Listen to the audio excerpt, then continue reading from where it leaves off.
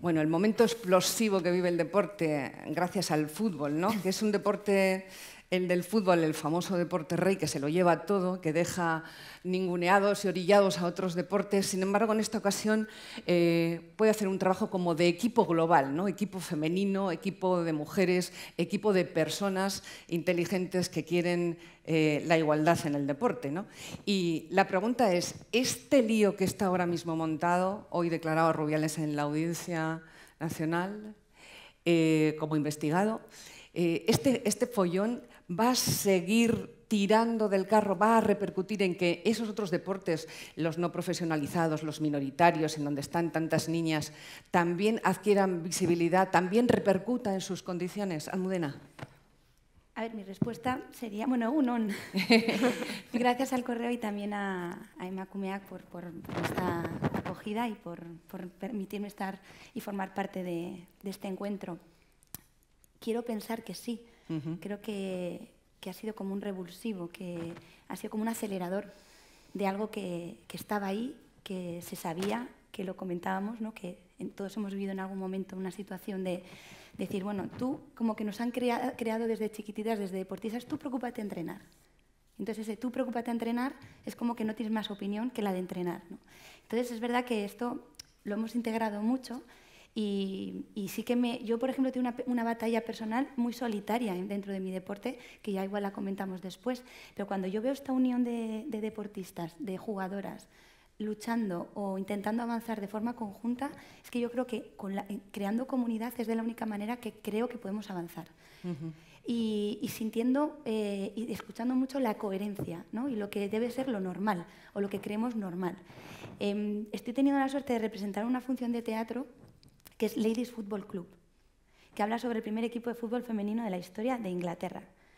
Y habla sobre estas mujeres que en un momento dado se ponen a trabajar en una fábrica de armamento porque los hombres se van al frente a batallar en la Primera Guerra Mundial, en el 17, y entonces ellas empiezan a jugar al balón y en un descanso empiezan a jugar al fútbol, empiezan a llenar estadios con 53.000 espectadores. Cuando acaba la guerra, los hombres vuelven de enfrente y dicen que han estado emulando el vigor masculino y que, bueno, que tienen que devolver el balón.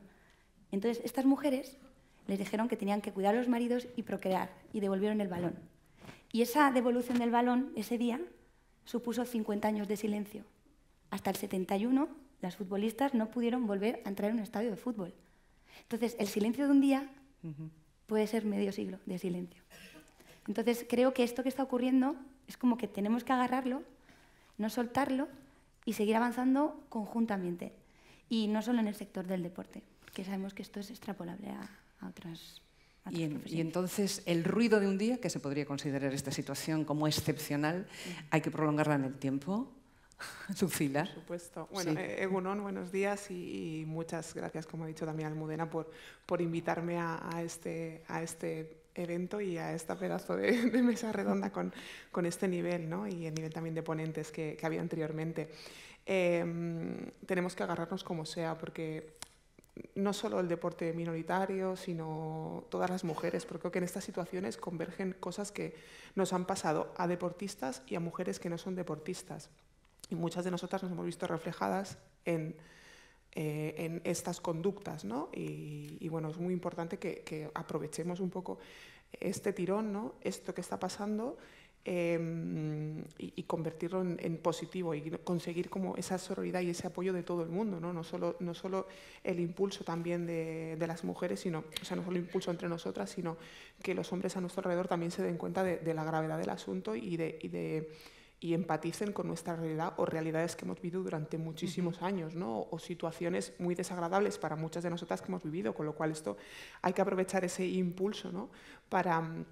para seguir en esta ola y para seguir denunciando estas malas prácticas, estas conductas indeseadas, ¿vale? Incluso delictivas en muchos casos, para convertirlas positivamente en una unión conjunta de todas nosotras, deportistas y no deportistas.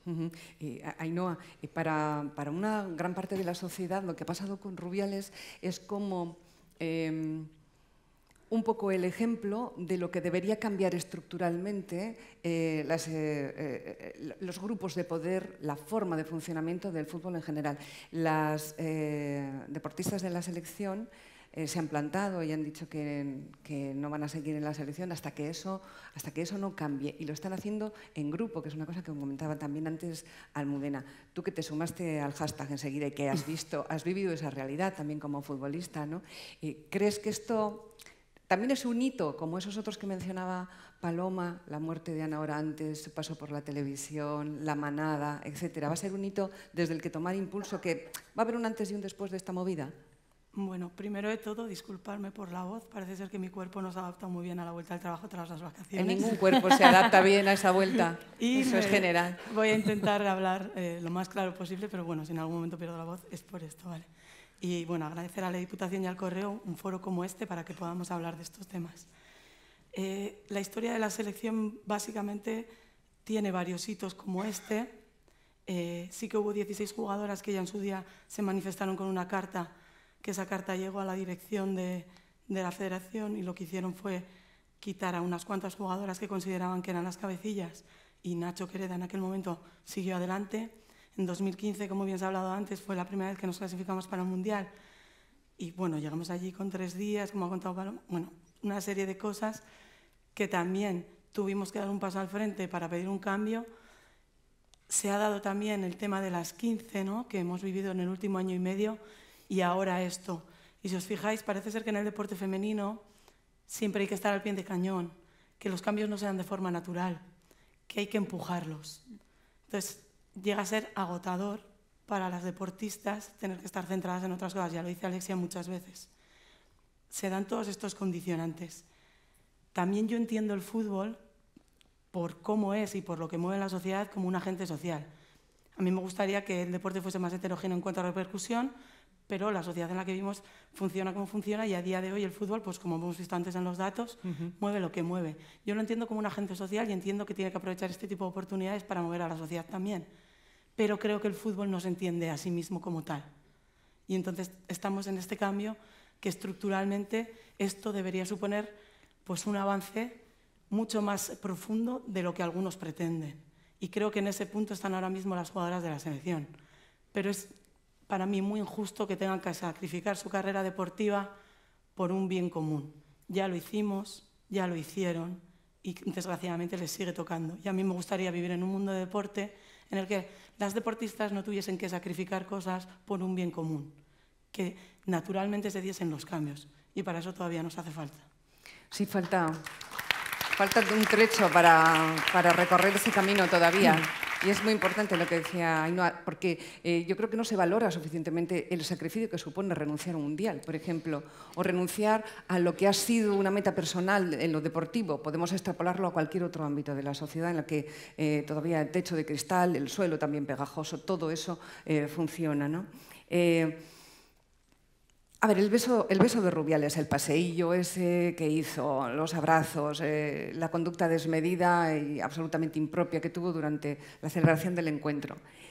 Todo eso que algunas personas ven de manera clara fue así, fue impropio, no fue adecuado, puede constituir un abuso según la ley, etc.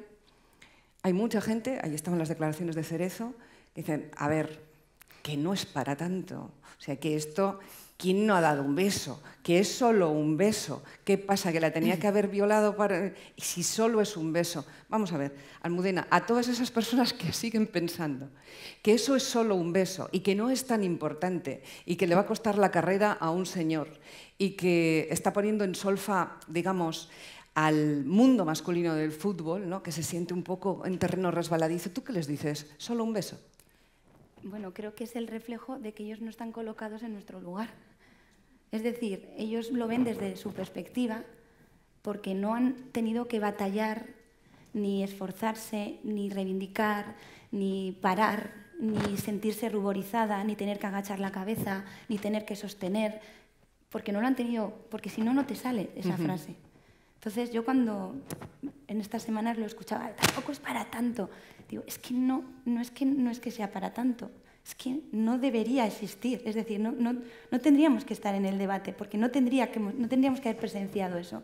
Entonces, creo que queda mucho, porque al igual que culturalmente hemos nacido en un nicho, una familia, con unas creencias, con una forma de defendernos, de sobrevivir en el mundo, cuando alguien va a terapia e intenta trabajar el autoconocimiento, son tantos años de esfuerzo para cambiar ciertas cosas propias que de un día para otro pedirles a esas personas que lo vean de una manera distinta es muy difícil.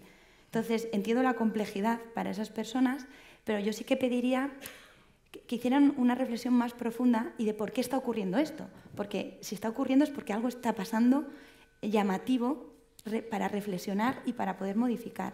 Entonces, yo no soy de las que intento desde la agresividad o desde la imposición cambiarle la forma de pensar al otro, porque nunca me ha llevado a nada. Pero sí que creo que sí que podemos plantearles el por qué no reflexionamos un poco sobre esto. Imagínate que a tu hija le hubiera ocurrido esto, que es a la que zarandea y que ve todo el mundo, a la que se carga como un saco de patatas en mitad de un campeonato del mundo. Y esto ha sido a la vista de todo el mundo. Entonces, ¿qué puede ocurrir en un estado normal? Pues igual lo mismo, con una normalidad como si fuera algo natural, ¿no? Entonces, creo que nos queda mucho todavía como sociedad, sobre todo en el paso de cuando se plantea una dificultad o hay una diferencia de opinión, ponernos en un lugar neutro, quitar nuestro ego de en medio, nuestro pensamiento, el que sale por inercia, e intentar escuchar. Y luego reflexionar. Y poco a poco, porque es que si no, la gente se cierra en banda a querer pensar lo contrario y es muy complicado. Entonces, hay una evidencia que creo que es de un poco a poco, y estamos cansadas del poco a poco. Entonces llega un momento que decimos, no, o cambiáis ya o ya, ¿no? Ya vale. Y entonces, esta es la dificultad. Yo es donde veo la dificultad, porque para mí es evidente, pero para el que no, digo, ¿qué puedo hacer para que lo vea, ¿no? Y te quedas tú rayada pensando en, ¿cómo podemos cambiar esto? Entonces, no es fácil, porque si no, pues ya lo estaríamos hecho, ¿no? aquí. Claro. Ya estaríamos aquí. Sí. O sea, que es lo mismo lo de considerar a las jugadoras de baloncesto niñas y que sigan diciendo, y las chicas, ¿no? Las niñas, las chicas, todas esas cosas que suelen pasar. Bueno, en las situaciones en el básquet, eso me decías que era una de las cosas. Yo he visto varias entrevistas tuyas y siempre sale a relucir lo de las chicas y lo de las niñas. Sí, es algo que me daba especialmente rabia, porque cuando eres jugadora siempre decían, ay, lo que quieran las niñas, o es que las niñas están un poco rebeldes. No me infantilices, o sea, no siento, o sea, soy una niña de 2 metros, de 40 años, por Dios, no me infantilices, ¿sabes? Entonces, pero un poco con lo del beso que hablamos y con lo que decía Ainhoa, me ha hecho un poco pensar, ¿no? que es cierto que para cualquier avance, sobre todo en el feminismo, para cualquier avance en deporte de las mujeres en el deporte, siempre tenemos que estar bajo... O sea, es como un poco una paradoja, porque tú siempre tienes que estar, si quieres conseguir algo, amenazando, ¿no? Siempre decir, ostras, es que si no consigo esto, pues voy a tener que... ¿no? Entonces, pero por otro lado, siempre te llega ese mensaje de manipulación y chantaje emocional que todas reconocemos ya, es decir, es que solo sale el deporte femenino por lo negativo, ¿no? Pero claro, si no avanzamos de forma natural, como ir avanzando el deporte masculino, claro, alguna herramienta tenemos que utilizar para avanzar, ¿no? Y bueno, y lo que hablábamos del beso, esta hora que me queda pensando, porque es como que pienso muy rápido, ¿no? Para ser pivot pienso mucho más rápido.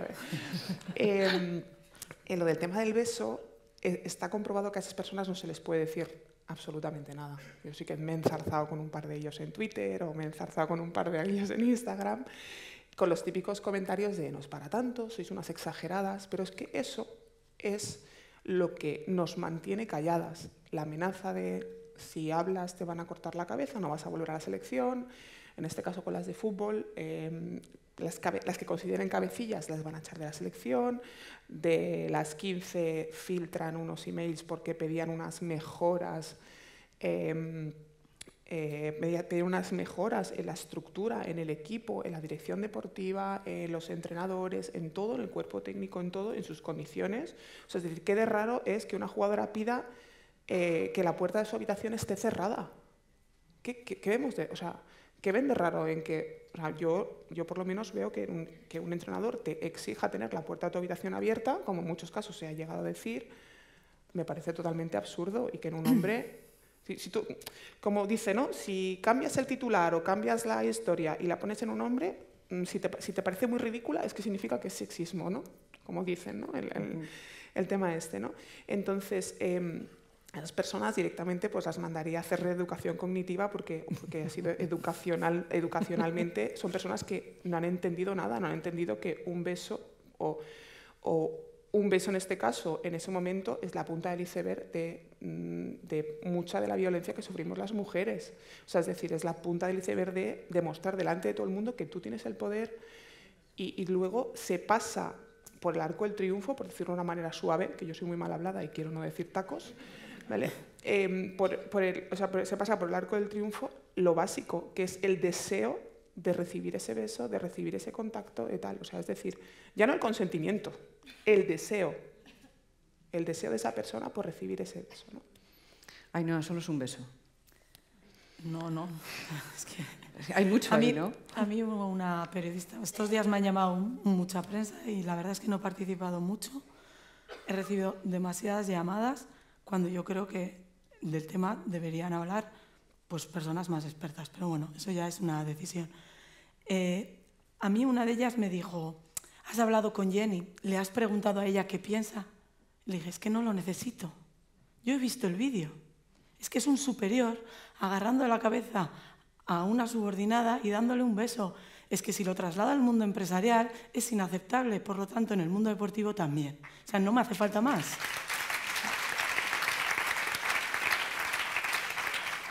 Porque solo hablamos del beso, nos olvidamos la prevalencia, lo que para ella pueda suponer negarse a ese beso.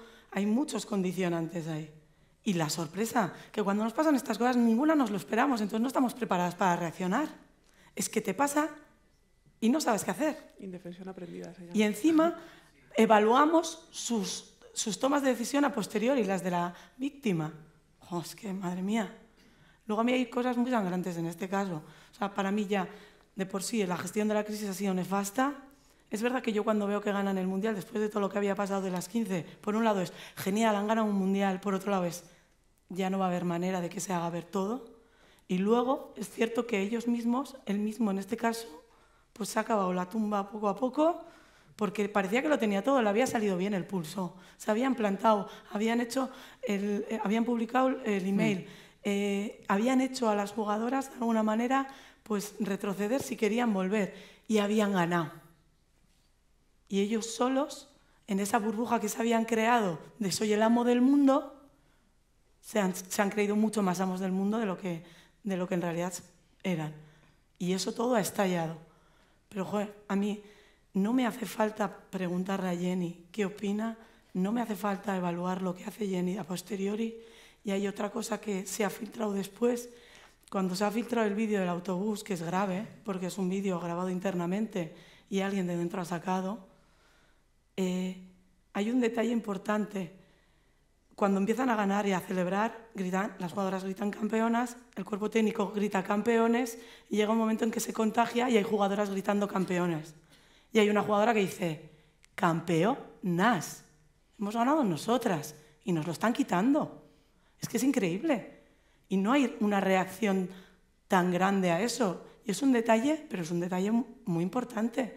O sea, es que no les consideran deportistas profesionales ganadoras de un mundial. Las infantilizan. También en la infantilización creo que va el tema de coger a Atenea como un saco. O sea, es un menosprecio constante. No se les considera jugadoras profesionales y no se les da ese estatus. Yo he echado en falta una cosa que alguna vez lo he hablado con Paloma cuando han ocurrido otras cosas en otras federaciones. Que el CSD no sea un organismo sancionador. Porque eso nos libraría a nosotros de tener que hacer los deportistas nada. Es decir, hay algo que lo rige, que lo decide y nos evitaría nosotros tener que enfrentarnos a la propia estructura, que ya bastante doloroso entrenar 8 horas diarias y luego estar lidiando con un problema externo, ¿no? ¿Con la nueva ley del deporte eso cambia? Pues no sé hacia dónde lo van a llevar, pero creemos que no. Aquí está Paloma haciendo así, que solo lee todo. No. Pero es verdad que yo cuando tuve mi situación como gimnasta, que no tiene que ver con hombres y mujeres en este caso, sino querer ser mujer dentro de la gimnasia rítmica, es decir, cambio de cuerpo, evolución, pecho, mujer y eso asociarlo a falta de forma física, estar fuera de forma y deja paso a las jóvenes que ya eres vieja, con 20 años fue muy difícil. Y yo tenía que entrenar 8 horas para pelearme, para seguir teniendo mi lugar. Y me acuerdo de tener que llamar a una periodista para decirle, por favor, ¿puedes hacer mis resultados públicos? Porque la federación está apostando por otra gimnasta y no lo están midiendo de una manera equitativa. Digo, por favor, ¿podéis hacer públicos los resultados? Y fue la prensa la que me asignó la plaza olímpica, no la federación, por los resultados. Es decir, que para mí, cuando hablabas, es que somos las que nos sacrificamos, es que nosotros nos tendríamos que esforzar, no sacrificarnos. Porque estas chicas, yo no lo sé, igual me estoy anticipando, a mí toda esa travesía de esos 8 años peleándome con la estructura para conseguir seguir en la élite, demostrando que mi deporte es de mujeres, empiezas siendo niña, pero que donde enseñas tu habilidad, tu competencia, tu capacidad expresiva, tu convivencia con los aparatos, tu arte, es cuando ya te has elaborado como deportista y son los años, no te lo va a dar por amor divino. Entonces, yo no entendía esta pelea, pues a mí me supuso muchas consecuencias posteriores del no ser suficiente, del creer que nunca me van a aceptar, te crea psicológicamente unos daños muy fuertes, que luego tienes que trabajar después de tu carrera y después de que me llamen para un foro por mi carrera deportiva, que me sigue resultando hasta contradictorio. Digo, pues si yo no soy campeona olímpica, ¿para qué me llaman, no? Entonces, hay que poner en contexto, esto tiene unas secuelas psicológicas para la autoestima y para la persona y según cómo es tu personalidad te afecta. Entonces, tendríamos que tener como algo que nos protegiese. Y en este caso, pues para mí el organismo que me pertenecía por encima es el CSD. Yo me acuerdo de hacer esa llamada al CSD. Si me vuelven a hacer algo, voy a ir otra vez a la prensa, por favor, que no puedo más. Que es que ya me duele el cuerpo y me duele el alma. Entonces, creo que es mucho más de lo que se ve. Son dolores articulares más dolores emocionales. Y con todo eso no se puede. Y ahora tener esta mirada y este foco es que es... Pues es muy duro. Es muy duro. Es muy duro y hay un montón de decisiones personales que han tomado forma de grupo, menos mal, ¿no? Porque las peleas en solitario tienen que desgastar enormemente. Todas las mujeres que se pueden ver reflejadas en esa situación, que yo creo que son prácticamente todas, dentro y fuera del deporte, se puede hacer una idea de lo que significa el sacrificio, no el esfuerzo, porque el esfuerzo va con el puesto, ¿no? Con el deporte que se practica, con la federación en la que uno está, etc. Pero todo ese sacrificio de renunciar, de pelear, de estar todo el día en el candelabro y lo horrible que es. Pero ¿qué quieren? Otra vez, pero si solo ha sido un beso. Y que no haya una reflexión sobre precisamente por qué tantas mujeres están diciendo que eso no, y no se valora esa posición, parece increíble, ¿no? Que es como la invisibilidad, la mudez, lo tiene todo. Y luego la pelea. A todo hablas de una pelea psicológica y una pelea física, ¿no? Y un sufrimiento. En la parte sindical, tú estás peleando desde un sindicato para conseguir convenios. Esto debe ser también la bomba, esa pelea, ¿no? No es fácil. ¿En qué punto estáis? Bueno, ahora mismo, respecto al tema de lo que hablábamos también del beso, como decía Teresa, algunos siguen con la boca abierta sin entender absolutamente nada, ¿no? Sí. Es como, ¡pam!, te andaba ahí... ¿sabes? Sí, en shock, están en shock. Bueno, en tema sindical, pues estamos en la pelea, siempre. Siempre estamos en la pelea, pues bueno, tenemos ahí... O sea, básicamente poniendo las bases para profesionalizar el baloncesto femenino ahora mismo. Pero bueno, para la asociación y el trabajo que estamos llevando a cabo, que también hemos sido partícipes del tema de la ley del deporte, ¿no? de una ley que estaba muy obsoleta y que, bueno, y que introduce muchas mejoras para las mujeres, pues para nosotros la primera piedra es el convenio colectivo, que regule la actividad laboral de las jugadoras y específica de las mujeres también, ¿no?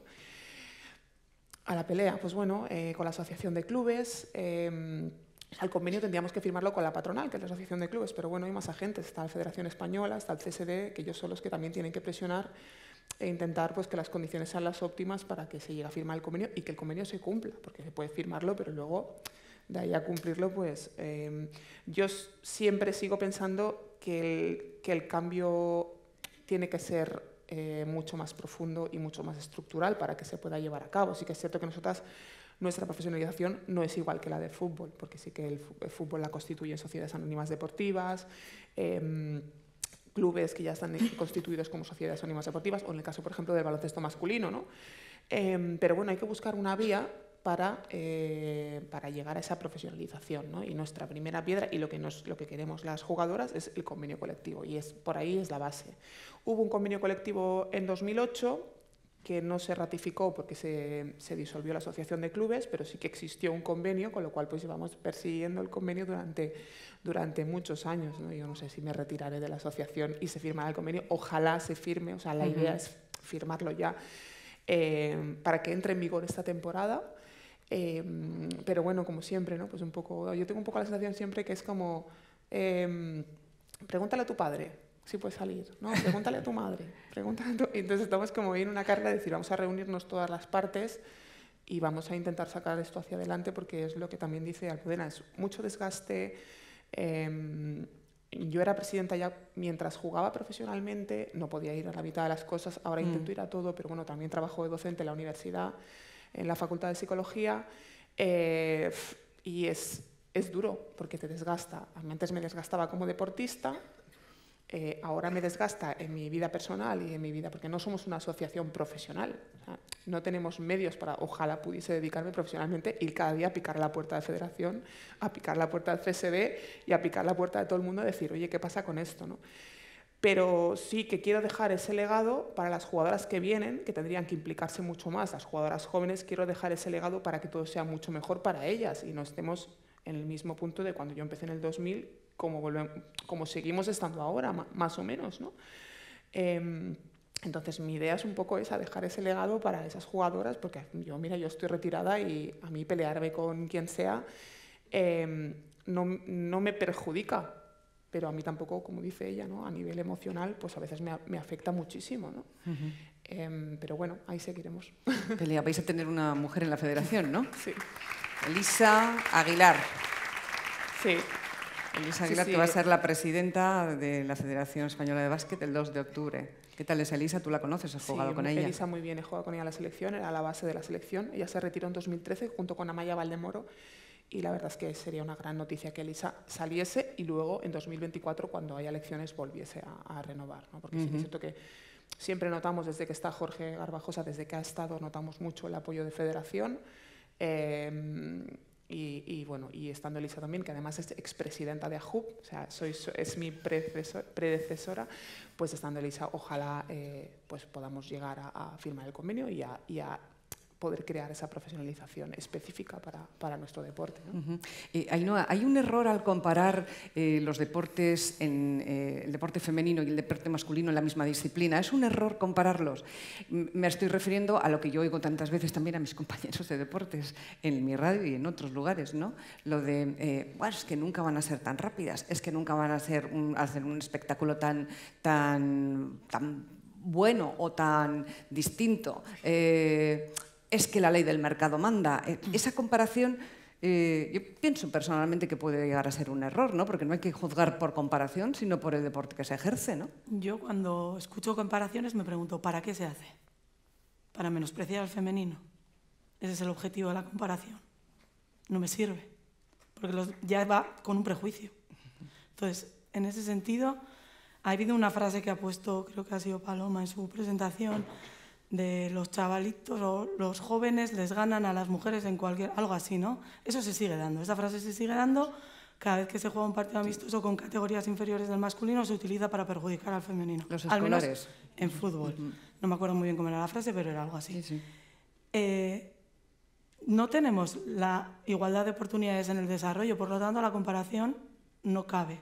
Es decir, hemos visto antes unos números muy exagerados de cuántos años llevan practicando deporte los hombres, cuánto tiempo llevan las mujeres. Hablaba antes Almudena de cuánto tiempo ha estado prohibido el fútbol femenino, por lo tanto la historia del fútbol femenino comparada al masculino lleva 100 años de retraso, mínimo. Entonces, querer comparar el desarrollo en un año como puede ser el 23, partiendo de la base de la que partimos, con menos medios, con menos oportunidades, con peor capacidad de entrenamiento, porque por un lado acaban entrenando en el femenino o los que no valen para el masculino o el padre que pasaba por ahí en categorías inferiores, por otro lado tengo que compaginar con mi trabajo, el entrenamiento, con lo cual llego agotada para poder trabajar bien en el entrenamiento las cargas.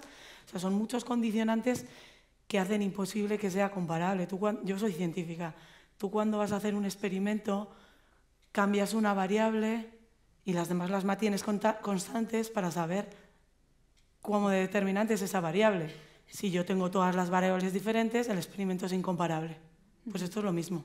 O sea, no se puede comparar y además se hace siempre con mala baba.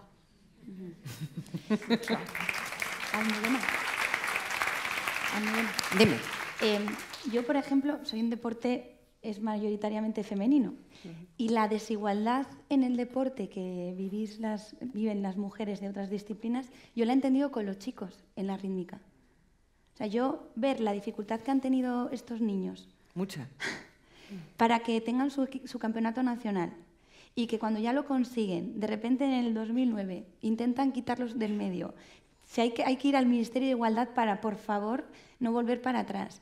Lo que viven en los colegios, lo que vive en la sociedad, esos críos, que es lo mismo que vivían en su momento, o viven las mujeres cuando las niñas van con su pelotita de fútbol y tienen que escuchar cualquier tontería, ¿no? Entonces, yo lo he podido entender, os he podido entender, porque lo he visto en Ecolambea, lo he visto en su momento con Rubén Orihuela, que fue el pionero en la gimnasia rítmica, y lo mismo, es que nunca van a ser, digo, es que estos niños, muchos no han empezado con 6 años como igual empecé yo en la rítmica, para empezar. Segundo, se han incorporado pues, con 13 años, tal. La mecánica que tienen de trabajo no puede ser comparable con lo que tú estás viendo en un equipo nacional, porque en un club no se entrenan con las mismas condiciones.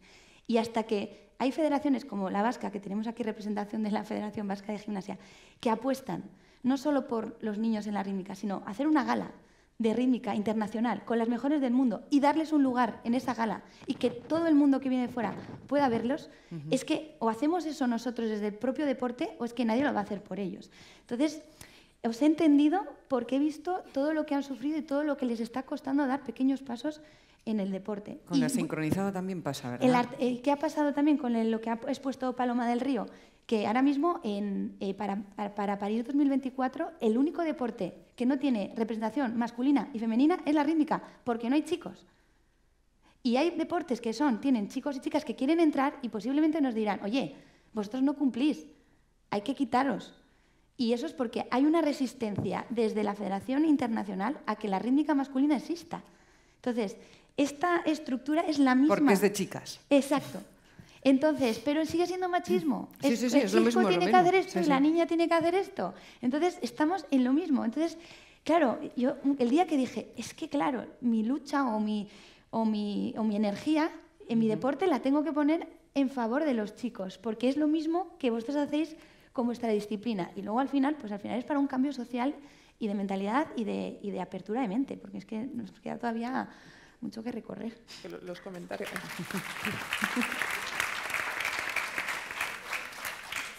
iba a decir que los comentarios que escuchas cuando rompes un estereotipo de lo que la sociedad, o está preestablecido en la sociedad, que en base al sexo con el que naces tienes que hacer, o sea, es decir, yo he escuchado comentarios horribles, o sea, comentarios de quítale el balón a la niña que se va a volver lesbiana. A mí me han dicho, claro, yo supongo que tampoco despierto mucha ternura porque soy una persona muy grande desde muy pequeña. Me refiero, esa ternura de decir que ves a una niña con su 1,30 m, con su baloncito y dices, ay, tal, se te van a poner brazos de tío, se te va a poner piernas de tío. ¿Esto los futbolistas seguro? O sea, es que son comentarios tan feos que durante la adolescencia afectan tanto. O sea, ese momento de romper ese estereotipo en esta sociedad, que yo quiero pensar que todo mejora, pero veo casos y no veo como que se avance muchísimo, ¿no? Decir, pues mi hijo hace fútbol, pero mi hija hace baile. Vale, pero... O sea, disfruta con lo que hace, lo hace con... O sea, es decir, quiero decir, le habéis, ¿no? O como ya desde pequeños al niño se le regala un balón y a la niña una muñeca. Es que eso ya en tu desarrollo motriz como persona ya afecta. Un niño tiene que ir a gatas a buscar un balón y una niña a cuna. Entonces, esos niños, hablo de bebés que aún no piden y tal, ¿no? Entonces, eso ya estamos condicionando desde que son bebés pequeños, ¿no? Y luego seguimos condicionando y seguimos con esos comentarios, se te van a poner cuerpo de tío, es un deporte súper poco femenino, ahí pegando, ahí no sé qué. Y eso te machaca y en la adolescencia te hace mucho daño, ¿no? Pero es curioso que tanto en una cancha, en un césped o en el terreno de juego o en un tapiz de gimnasia, yo cuando veo desarrollarse a las mujeres en esos ámbitos y a los chicos en la rítmica, yo les miro y digo, años de terapia que se van a ahorrar. Porque están sacando ahí lo que son. O sea, lo que les gusta hacer, lo que les apasiona, lo que les divierte, y luego se pelean fuera con la sociedad, o a veces con los comentarios que reciben desde fuera. Pero generalmente, cada vez que están en el vestuario y se están vistiendo para salir a hacer lo que les gusta, es que muchos niños o niñas no pueden dar ese paso porque ya ni les permiten entrar al vestuario a hacer eso que les gusta. Entonces, hay mucho que hacer, pero es verdad que cuando conseguimos ver en un campeonato de España muchas más inscripciones, en este caso de niños, yo como que me entra como algo que me ilusiona decir, vale, estamos avanzando muy poquito a poco, pero estos están intentando ser referentes para otros niños y para otros niños, y lo mismo con las chicas. O sea, yo creo que ellos ni siquiera sois conscientes del referente que habéis sido para muchas. Y en el caso de los niños, para muchos, para poder ser lo que quieren ser y desarrollarse en lo que quieren desarrollarse y sacar lo que tienen dentro, porque al final el deporte, y se invierte en el deporte, ¿para qué? Porque yo a veces digo, a ver, ¿para qué están destinando dinero para el deporte? Joder, pues para hacer una sociedad menos sedentaria, igualitaria, que tengamos como unos valores que estemos fomentando desde pequeños para construirnos como personas y nos podamos defender en un futuro con esos valores, porque en mí han salido a reducir en mi etapa adulta, todo lo que he cultivado como deportista tiene un efecto positivo. Joder, entonces no entiendo el niño que quiere hacer un deporte o la niña que quiere hacer un deporte y ya por un tema social o por una opinión social no puedan. Es que entonces no, o sea, es como que entro en colapso. ¿A ti qué te iban a decir, Ainhoa, de tus piernas y de tus brazos? Bueno, de todo en realidad, pero hubo una vez, mira que yo he salido poco de fiesta, pero un día de fiesta vino un chico y me preguntó a qué me dedicaba. Y le dije que era futbolista. Me dijo, qué pena. Dije, no, qué pena tú de persona. O sea, hasta luego.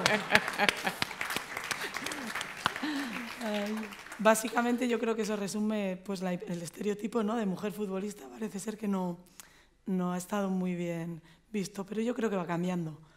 Al final estas han conseguido bueno, yo hablo de estas, claro, perdonadme, al final tengo mucha relación con algunas y son amigas, entonces hablo de ellas como si fuesen cualquier persona, ¿no? Las jugadoras que han ganado el Mundial al final han conseguido también, pues eso, lo que hablábamos antes de ser referentes y demás, y van a ir cambiando estereotipos y poco a poco vamos mejorando, pero demasiado poco a poco. Muy lento, es lo que hemos dicho antes, ¿no? Y, a ver, en toda esta pelea, ¿dónde están los compañeros? Quiero decir, los compañeros futbolistas. Mira, en este caso, ¿dónde están las compañeras de la rítmica de los chicos? Los compañeros del básquet, ¿dónde están? Yo aquí sí que quiero, cuando estuvimos negociando nuestro convenio, empezamos en 2017 con Rubiales de presidente de la Asociación de Futbolistas Españoles, que el mundo cambia mucho en pocos años. En 2019, cuando fuimos a la huelga, muchos medios nos preguntaban por qué los chicos los jugadores no estaban con nosotras, no se manifestaban y demás. Yo en aquel momento, hubo algunos que lo hicieron, pero entendía que también es importante tener la suficiente fuerza por nosotras mismas para conseguir el objetivo. Porque muchos nos achacaban que vivíamos bajo el paraguas del masculino, con lo cual, si necesitábamos al masculino para nuestros logros, acabábamos dándoles la razón. Entonces, en aquella época, cuando conseguimos la firma del convenio, no lo necesitamos y para mí fue un punto más de empoderamiento hacia las mujeres de conseguirlo por su propia fuerza. Está guay que te apoyen y siempre es positivo, pero si el foco se lo van a llevar ellos como consecutores, no merece. Y en el equilibrio yo creo que tenemos que valorar un poco cómo exigimos a ellos que nos apoyen. En este caso ahora sí creo que es importante porque para mí ha habido un delito y ha habido algo muy grave en la celebración. Y ahí sí que veo importante. Pero si se van a llevar el foco ellos como consecutores de la caída de todo, tampoco lo vería. ¿Entendéis un poco la duda, la dicotomía? No en el frente, ¿no? Al lado, ¿no? Claro, es otra cosa. Nos pasa mucho en el feminismo, ¿no? Si me agarras tú la pancarta, a lo mejor no te quiero en el movimiento porque te lo acabas llevando todo tú. Es un poco difícil decidir hasta dónde hay que pedirles el apoyo o no. Y en ese sentido yo creo que fue importante conseguir el convenio en 2020 sin necesitar el apoyo del fútbol masculino como tal. ¿También lo ves así, Lucila? Bueno, no les hemos requerido de momento. No, o sea, quiero decir, en ese sentido... bueno, pero a veces hace falta requerir, quiero decir. En nuestro caso tenemos un convenio de colaboración con AFE, que son fútbol, hombres y mujeres. Tenemos convenio de colaboración con AFE. Las dos asociaciones de baloncesto funcionamos de forma independiente. De momento estamos trabajando por nosotras mismas y obviamente pues sí que cuando lo requiramos necesitamos ese acompañamiento y probablemente ese apoyo, ¿no? A mí, yo, viendo toda esta movida, me gustaría que todos los hombres, porque algunos que me encuentro, quiero pensar que son la minoría, creo que no logran empatizar con nosotras, a menos que tengan mujer, hija, etcétera, etcétera. Lo de la evaluación permanente. Y a veces alguno que ya le contesto decir es que a las mujeres lo que nos encantaría que nos trataseis como personas, no directamente que entendáis esto, sino que nos tratéis como personas, ¿no? Y que no empaticen mediante la vía emocional de tengo mujer o si le pasas esto a mi hija, sino que empatizasen con nosotras porque somos personas también. Aunque yo que pueda empatizar conmigo porque soy su amiga, pero que también pueda empatizar con mi vecina del quinto que no la conoce, ¿sabes? Entonces es algo como que insisto mucho, ¿no? Y lo he trabajado mucho. Bueno, es que iba a contar una historia porque yo he hecho las prácticas del máster en un centro penitenciario y yo les decía a ellos, tenéis que empatizar por lo que queráis, ¿no? Pero si puede ser mejor porque somos personas, la verdad que os lo agradeceríamos mucho las mujeres. Y sí que es cierto que creo que sin el apoyo o ese acompañamiento de ellos, que además de hecho son los que están en las estructuras de poder, los que tienen muchas veces que escucharnos y que en otros casos cedernos el lugar para que haya más mujeres y para que las que decidas son mujeres, pues lo pido muchísimo más, ¿no? Que en las estructuras de poder haya mujeres es fundamental, pero supongo que no cualquier mujer para que las cosas cambien, aunque puedan ser siempre un ejemplo, si no hay feminismo detrás y se repiten los comportamientos, y esto lo hemos visto también con muchas mujeres, a las que conocemos y a las que queremos, o incluso a las que no queremos, si eso no cambia, ¿no? Quiero decir, ¿a dónde vamos? Ainhoa. Hombre, para mí, trasladando al deporte, es que tiene que ser un reflejo de la sociedad el deporte, no puede no serlo. Y aquí hemos construido un mundo masculinizado con unas barreras que no cumplen las leyes porque hacen el juego del trilero para no cumplir las leyes y está permitido, o hasta ahora ha estado permitido, con lo cual es súper difícil cambiarlo. Si todo el mundo permite este mundo paralelo, ¿cómo lo rompemos? Pues con hechos como los que pasan ahora. Pero otra vez tiene que ocurrir, tienen que ser las mujeres las que estén ahí peleando para que ellos mismos se den cuenta que no puede ser lo que están haciendo. O sea, las federaciones de fútbol en general, están muy desfasadas, pero muy desfasadas con la sociedad.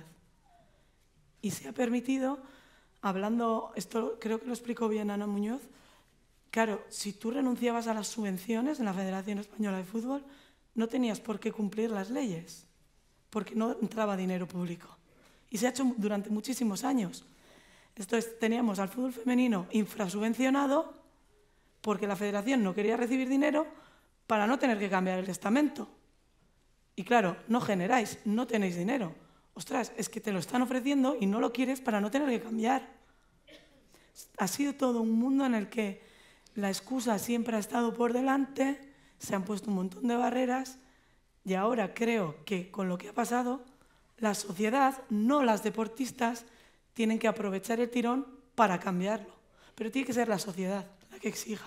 Y creo que el movimiento feminista ahí se ha puesto en primera fila y va a aprovecharlo, porque están apretando como la situación lo merece.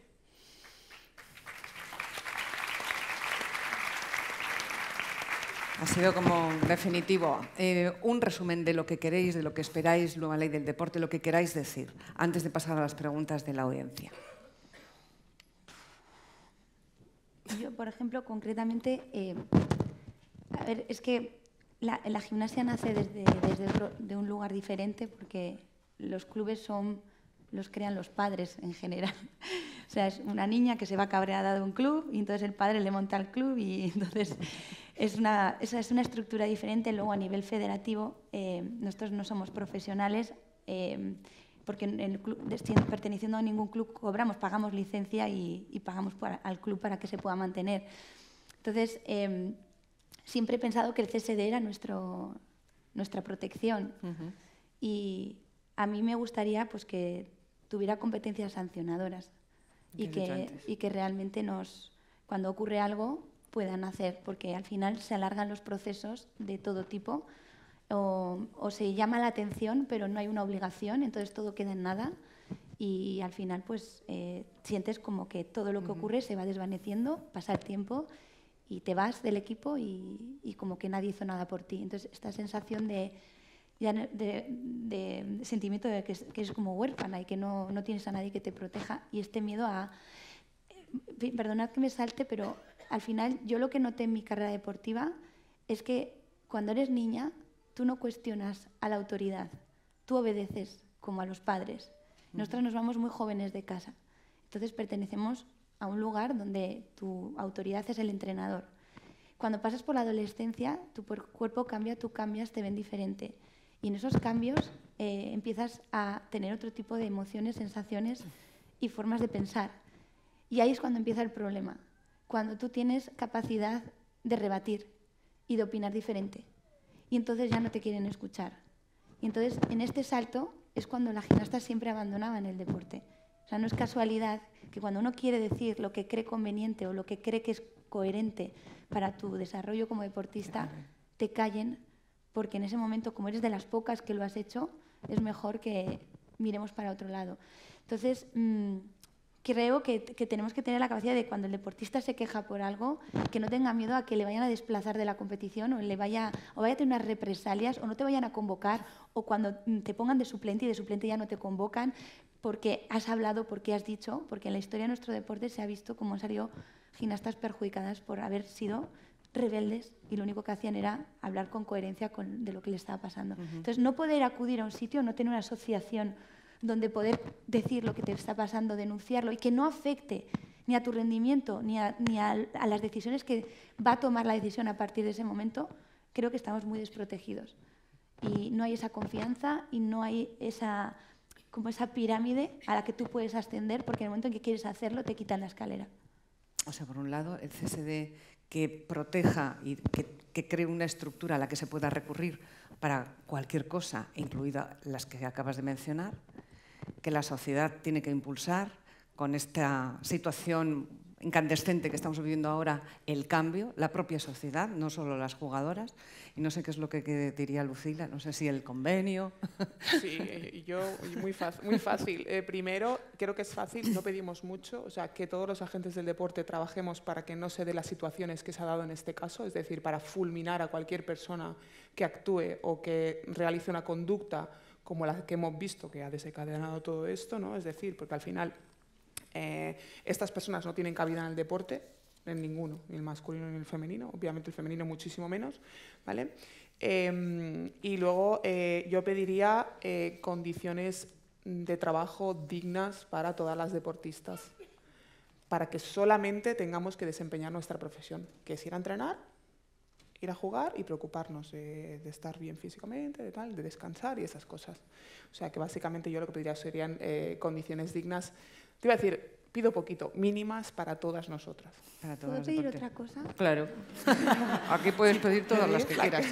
Claro, yo es algo que no he entrado como a reflexionarlo mucho, porque nunca me interesó, mientras estaba en activo, porque me preocupaba de entrenar y de resolver mis problemas con la federación. Pero yo digo, el tema de las asambleas, que están formadas por, al final, gente que pone los presidentes. Y al final las cosas que salen de las reuniones en las asambleas siempre van a salir a favor del presidente. Yo, esta estructura, de verdad, a mí me gustaría votar al presidente, no sé si soy yo, al presidente territorial, al presidente autonómico y al presidente. Es decir, sí, si tengo una licencia, poder tener voz. Porque a veces nos representan presidentes que no son... ¿No soy yo? No. Puede ser. No tengo Nos ni idea. representan presidentes que tú no opinas igual. ¿Es el pelo? No sé.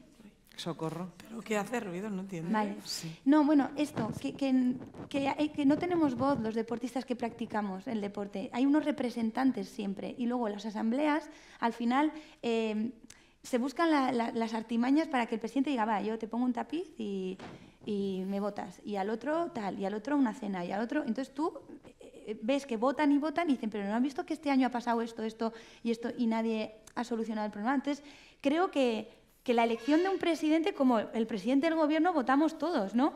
Pues a mí me gustaría votar. Hombre, a mí también.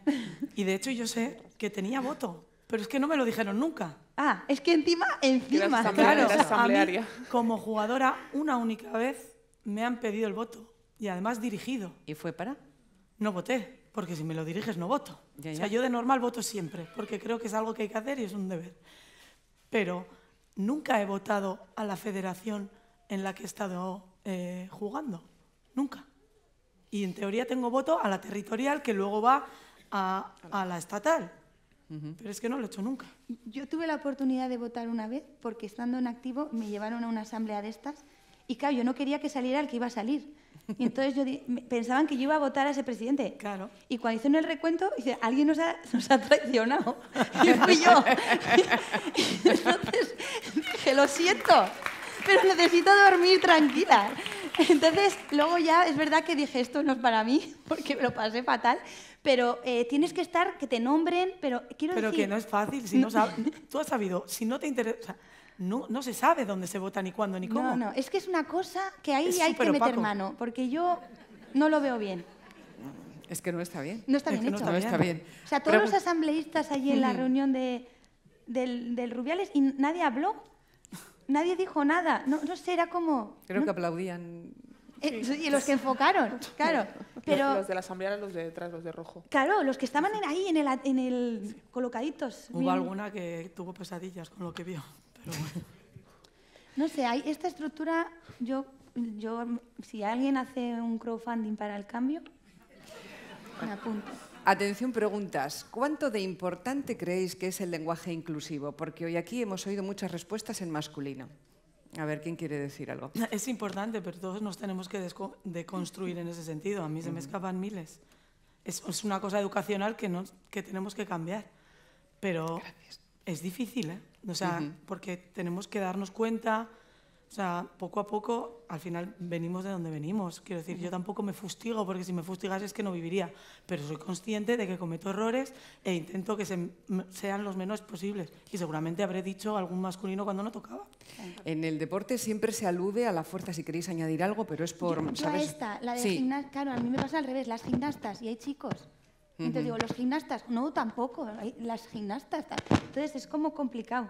Claro. Yo Sí. creo que deberíamos hablar en base a, por ejemplo, si hay 23 jugadoras, en el caso de las campeonas, Ah, son las campeonas. si hay 5 señores en mayoría. el cuerpo técnico, pues obviamente son campeonas. Y estaría bien que la RAE no considerase esto una licencia y fuese norma. Porque cuando se le ha consultado sobre campeonas o campeones, Sí. la RAE ha respondido, es una licencia, se puede utilizar campeonas. Vamos, O sea, que RAE, 2023. Que siempre sea por la mayoría. En el deporte siempre se alude a la fuerza física superior del hombre. ¿Cómo abordáis eso? ¿Competiciones por sexos? Siempre. Siempre. Vale. ¿Qué opináis de la participación de las mujeres trans en las categorías femeninas? Vamos ya. Un bonito melón. Bonito melón para cerrar, ¿eh? Tenemos 6 minutos. Mira, Bueno, yo- esta es una de sí o no también. No, a mí no me parece sí o no, me parece que merece Hombre, una no, reflexión. tiene argumentación, sí, sí. A mí me parece que merece una reflexión, que es el futuro y que tenemos que abordarlo.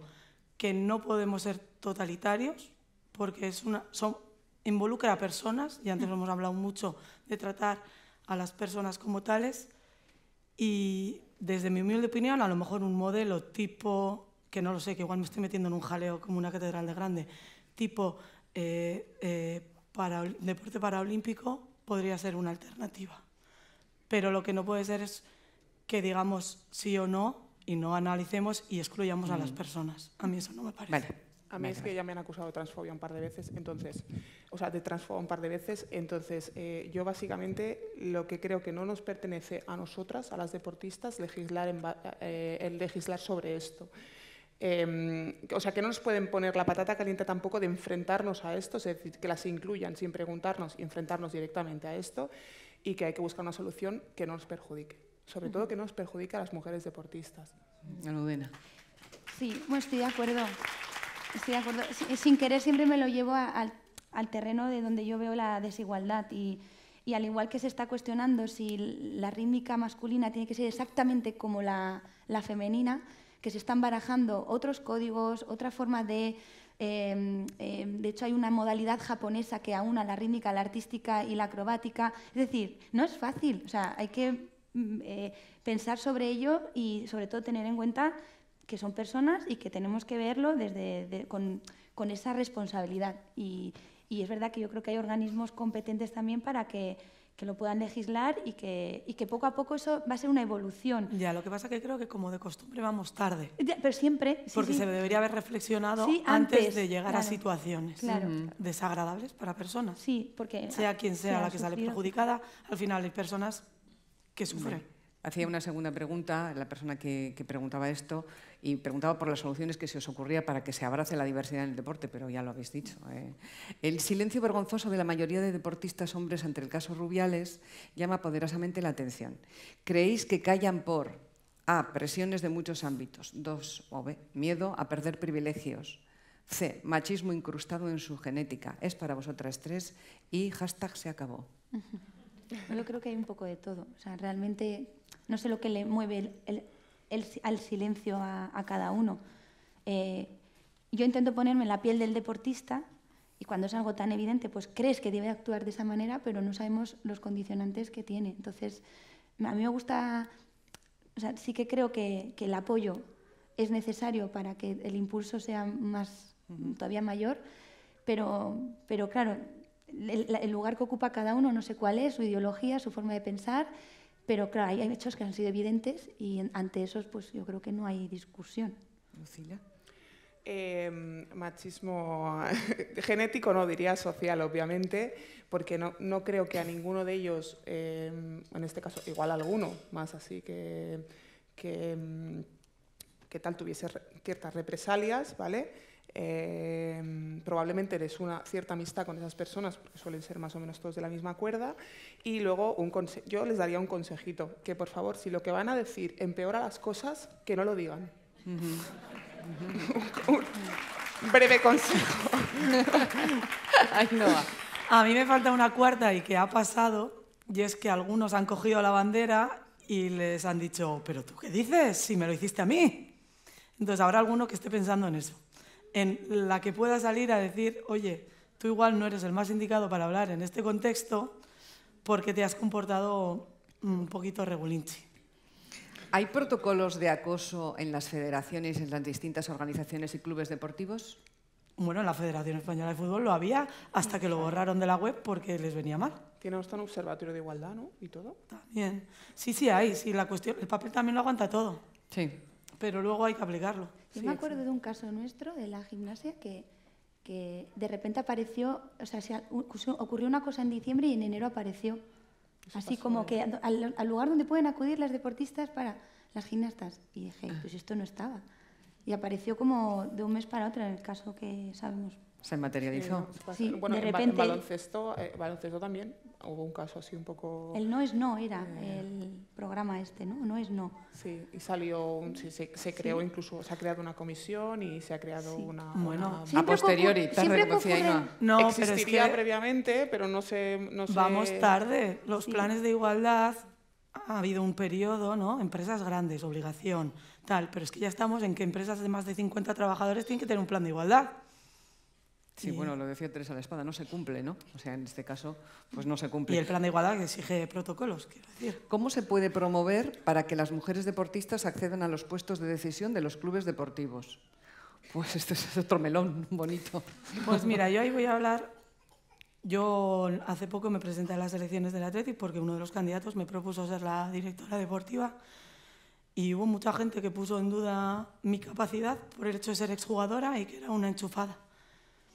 Joder, no sé, si además de que somos pocas nos ponéis obstáculos, pues será difícil que lleguemos. ¿Pero te refieres a otras mujeres, a hombres? No, en general, un movimiento en general. Quiero decir, en sí ha habido menos mujeres deportistas, con lo cual el número del que puedes elegir es menor. Las oportunidades para tener experiencias son menores. Yo he hablado con mucha gente de este tema en cuanto a entrenar. Me decían, no, es que se está priorizando sobre entrenadores que tengan una alta experiencia en juveniles, de no sé qué, no sé cuántos, y que por un lado decimos, ¿vale?, que no venga al femenino el que menos experiencia tiene. Pero es que a las mujeres no se les da la oportunidad de tener esas experiencias. Entonces, ¿cómo van a llegar? Es imposible. O sea, si a mí no me das oportunidades para desarrollarme, lo mismo que de jugadora, no voy a llegar a cargos de alta responsabilidad porque me vas a pedir una experiencia que no tengo. Entonces, en algún momento alguien tiene que dar la oportunidad. Y a veces hablamos de cuotas y de paridades y a lo mejor tiene que ir por ahí. Pues porque si no, no va a haber vía. Yo creo que tenemos bastante nosotras mismas con el síndrome de la impostora que nos persigue continuamente cuando vamos a cualquier lugar, ¿no?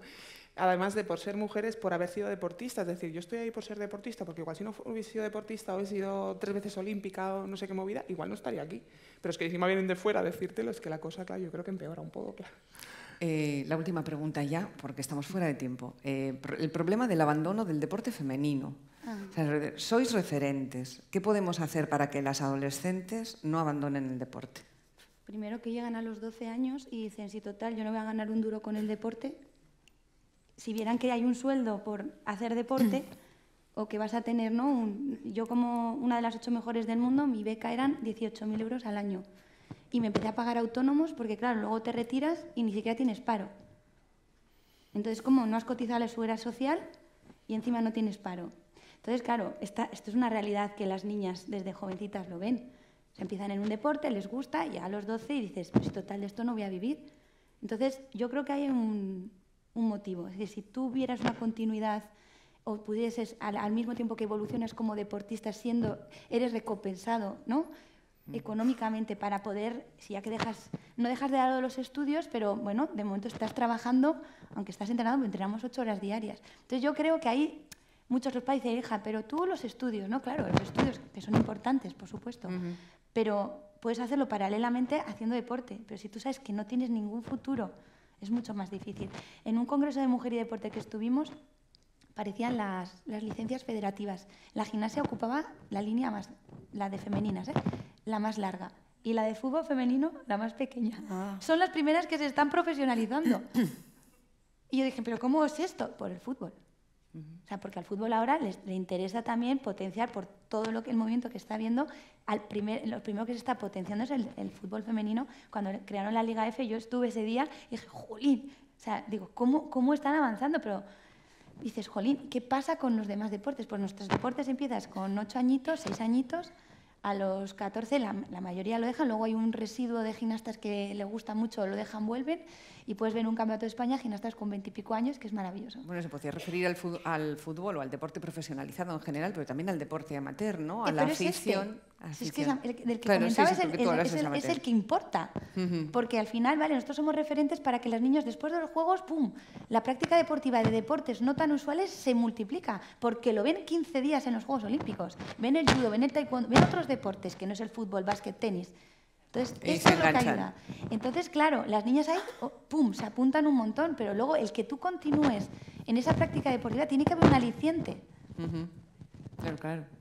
Bueno, ¿qué más añadís a esto? Esto fue uno de los pilares en la negociación del convenio, porque la selección en categorías inferiores ganaba todo y en absoluta hasta 2015 no nos clasificamos para un mundial. Entonces se perdía muchísimo talento y entendíamos que el hecho de profesionalizar el fútbol iba a implicar que al menos viesen una dignidad en seguir, que pudiesen, por ejemplo, costearse sus estudios con lo que ganasen en el fútbol, y que eso al final, a la larga, hiciese que descendiese el número de adolescentes que dejaban el fútbol. Y creo que el resultado pues, no ha sido tan malo. Lucila. Yo creo que el factor común que comentan las dos es la visibilidad de deportistas mujeres profesionales, con carreras exitosas, es decir, aprovecharnos, ¿no?, de las personas que, pues yo qué sé, en este caso Alexia Putellas o gente que está, y visibilizarlas muchísimo, sobre todo para que niñas y niños se den cuenta de que se puede llegar a ser jugadora profesional, que te puedes ganar la vida con ello. Es decir, que no llegue un momento que piensen, ostras, no sé a qué dedicarme, porque también nos pasa una cosa, yo creo que nos pasa a muchas mujeres, que además, y nos pasa a muchas mujeres deportistas en este caso, que desde que somos muy pequeñas nos inculcan hay como un estereotipo de perfección. Es decir, cuando haces las cosas, tenemos que hacerlo todo bien. Tienes que ser brillante en los estudios, tienes que ser también brillante en el deporte, y llega un momento que muchas de ellas dicen, yo no voy a ser brillante en el deporte, ¿no? Y nunca vemos, sobre todo mujeres en hombres más, porque ellos juegan más por ocio, que el deporte es una vía de desarrollo físico, social, o sea, es una herramienta social brutal para llevar una vida sana y para un bienestar emocional, para un bienestar general, no voy a decir emocional, un bienestar general bueno, ¿no? Y no nos damos cuenta de que eso tiene que ser lo que prevalezca, es decir, que la persona haga deporte no por llegar a nada, sino por pasárselo bien, por salud, por estar mucho mejor con ella misma, por hacer relaciones sociales, por evitar el aislamiento, etcétera, etcétera. Entonces, yo creo básicamente que tenemos que promover eso, ¿no? Es decir, no pasa nada si no llegas a nada, pero si quieres llegar, que sepas que ellas están ahí, han estado y que son referentes, ¿no? Pues ella se llama Lucía Pascua, Almudena Cid, Ainhoa Tirapu, y gracias a todos ustedes también.